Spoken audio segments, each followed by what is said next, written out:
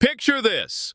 Aja Wilson just received her historic fourth MVP award, becoming the first player in WNBA history to reach that milestone. The Las Vegas crowd is electric. Championship banners hang overhead. The defending champs are riding a 17-game winning streak.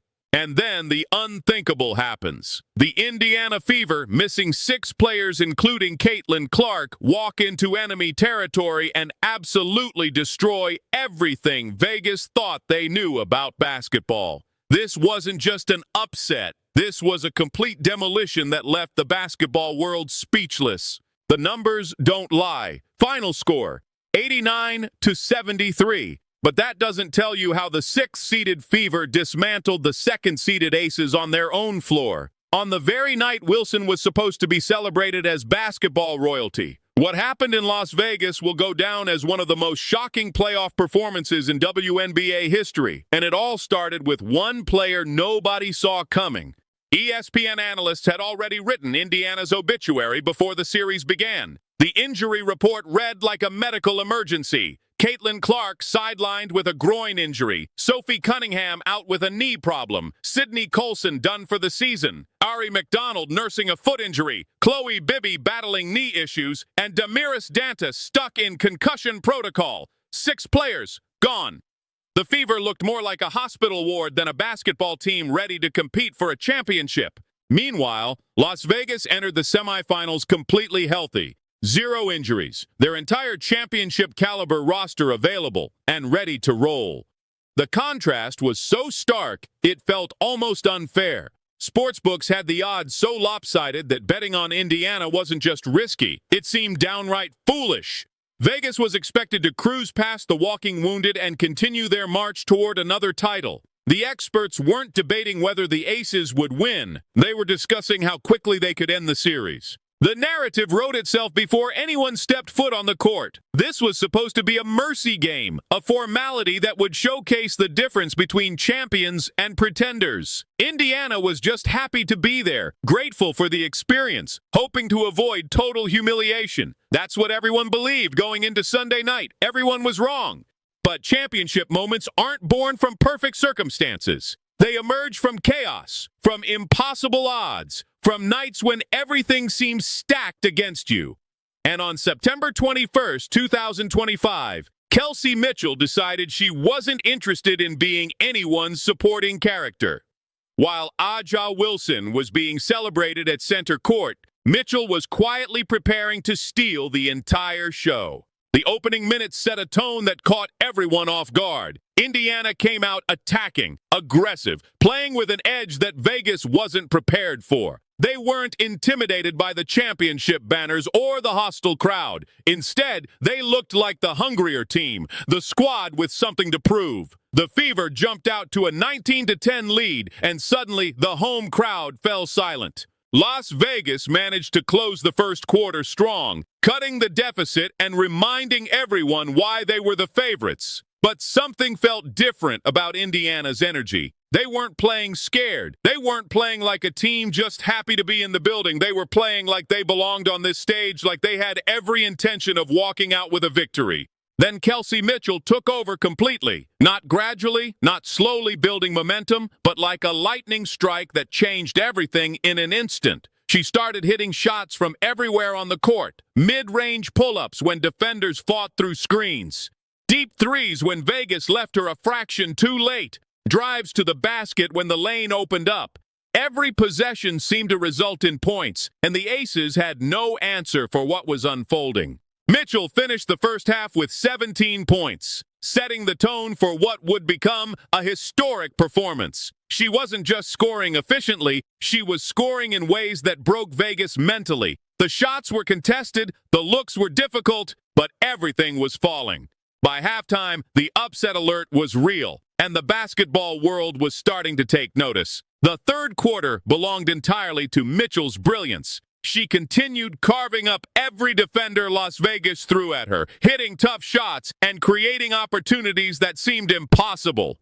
When the Aces managed to cut their deficit to just 3 points with under 3 minutes left in the quarter, it felt like the moment Vegas would finally assert their championship experience. Instead, Indiana responded with an 11-0 run that effectively ended the game. Mitchell was the catalyst, but the entire team contributed to a sequence that left the Aces stunned and their home crowd deflated. The Fever pushed their lead to 14 points and never looked back. What started as an unlikely upset had become a statement victory that nobody could ignore. By the final buzzer, Mitchell had tallied 34 points on 12 of 23 shooting from the field, including a perfect 4 of 6 from three-point range and a flawless 6 of 6 from the free throw line. The performance wasn't just impressive statistically, it was historically significant. Those 34 points represented the most ever scored by a WNBA player in their first career semifinal game, surpassing legends like Lauren Jackson and Cynthia Cooper. The record-breaking night also marked the first time a Fever player had scored 30 points in a playoff game since 2012. Mitchell had waited 8 seasons for this moment, enduring losing campaigns and rebuild after rebuild, staying loyal to Indianapolis through the franchise's darkest days.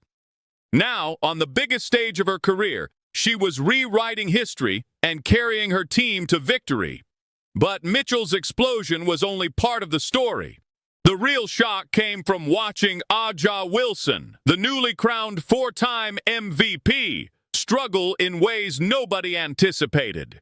Wilson started the game 0 for 6 from the field, missing shots she normally makes with ease. The rhythm that had made her the league's most dominant player seemed completely disrupted. Aaliyah Boston deserves credit for executing one of the most effective defensive game plans in recent playoff history. Her strategy was simple but brilliant. Be annoying. Don't try to match Wilson shot for shot. Just make every possession uncomfortable. Contest every catch. Force difficult angles and never let the MVP get into a comfortable flow. The approach worked perfectly. Wilson finished with 16 points and 13 rebounds, numbers that look respectable on paper but tell a different story when you examine the context. She shot 6 of 22 from the field, her worst shooting performance in playoff history. More importantly, she never found the rhythm that makes her so dangerous, settling for contested shots and working late into the shot clock on most possessions.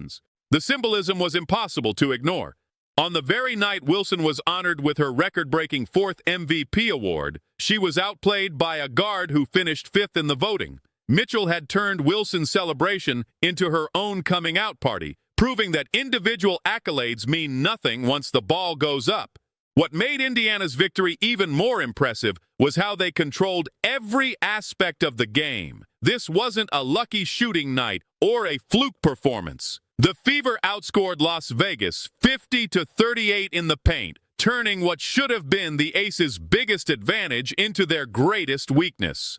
They played faster, more aggressively, and with better execution on both ends of the court. Odyssey Sims provided crucial support with 17 points and relentless drives that kept Vegas off balance. Natasha Howard contributed a double-double with 12 points and 11 rebounds, dominating the glass and providing the interior presence Indiana needed. Every player who stepped on the court contributed to a collective effort that overwhelmed the defending champions. The defense was particularly stunning. Indiana forced Vegas into uncomfortable possessions, contested shots, and disrupted the ball movement that typically makes the Aces so dangerous. They held Las Vegas to 40.8% shooting from the field and limited their three-point attempts to just 17 for the entire game. The Aces looked frustrated, out of sync, and completely unprepared for Indiana's intensity. Even Las Vegas head coach Becky Hammon admitted post-game that her team had no answer for what Mitchell was doing. She made every single shot it felt like, Hammon said, clearly frustrated by her team's defensive performance. She had a hot night, and we let her get going. The acknowledgement from one of the league's best coaches only emphasized how thoroughly Indiana had dominated. The win represented more than just one game in a playoff series. It marked the arrival of the Indiana Fever as legitimate contenders, a team that could compete with and defeat the league's best when it mattered most. They had entered the playoffs as an afterthought, a feel-good story that would quickly fade against superior competition. Instead, they proved they belonged on basketball's biggest stage. But the victory also created enormous pressure for Game 2. History shows that teams leading 1-0 in playoff series have a significant advantage, but the Aces aren't ordinary opponents. They've been here before, faced elimination, and responded with championship-level adjustments. Las Vegas knows they can't afford another loss at home, and they'll come out swinging in Game 2. The question now becomes whether Indiana can handle being the team in control. Playing as underdogs is one thing, but following up a historic upset with another victory requires a different kind of mental toughness. Can Mitchell replicate his shooting performance when Vegas makes defensive adjustments? Can Boston continue frustrating Wilson for another 40 minutes? Can the Fever prove this wasn't just a one-night miracle?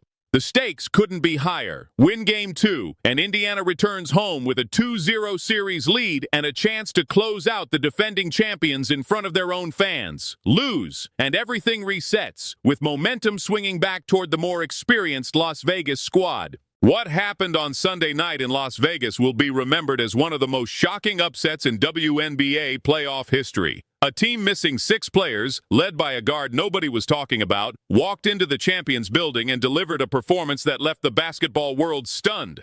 Kelsey Mitchell's 34-point masterpiece on Aja Wilson's MVP celebration night proved that in sports, anything can happen when you refuse to accept the role everyone expects you to play. The Indiana Fever didn't just win a basketball game. They announced their arrival as legitimate title contenders and reminded everyone that championships aren't won on paper. They're earned through performances like this one, where preparation meets opportunity and creates moments that define careers. Game 2 will determine whether this was the beginning of something special or just a beautiful one-night story. Either way, what Kelsey Mitchell did in Las Vegas will never be forgotten.